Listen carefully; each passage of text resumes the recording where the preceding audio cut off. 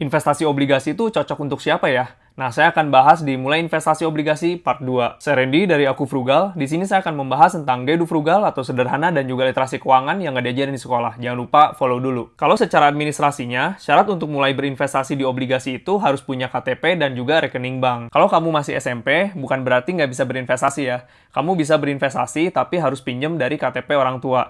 Kayak waktu saya dulu masih SMP, saya juga pinjam dari orang tua saya. Berinvestasi di obligasi itu cocok ya, mulai dari yang pemula ataupun yang sudah lama berinvestasi. Yang menjadi pembeda dari kedua ini, itu dari sisi alokasi asetnya. Dan ini saya akan jelaskan di video saya berikutnya. Berinvestasi di obligasi itu sederhana ya, jadi makanya kenapa saya bilang obligasi itu cocok juga untuk pemula. Gak perlu alokasi waktu untuk analisa pasar, gak perlu juga dilihatin setiap waktu, terutama buat kamu yang sibuk. Jadi ketika berinvestasi di obligasi, itu cukup diatur dan ya udah lupain aja. Kalian hanya perlu fokus pada konsistensi. Karena berinvestasi di obligasi cukup sederhana, jadi waktu-waktu kamu bisa dimanfaatin untuk bersama keluarga ataupun bersama teman-teman kamu. Yang terakhir, kamu bisa tidur nyenyak walaupun market lagi turun ya. Contohnya seperti hari ini, IHSG bisa turun sampai minus 2%. Seperti yang dikatakan oleh Morgan Housel di buku Psychology of Money, cara untuk ngetes apakah investasi kita itu cocok atau enggak adalah dengan cara tes tidur. Kalau bisa tidur nyenyak dengan pilihan investasi kamu, berarti itu cocok ya investasinya. Karena sekarang itu banyak orang yang terjebak di dalam spreadsheet ya, atau Excel.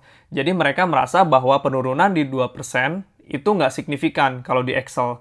Tapi pada kenyataannya, kalau ada portfolio kalian penurunan 2%, bahkan lebih, itu tuh cukup nggak bisa bikin tidur nyenyak.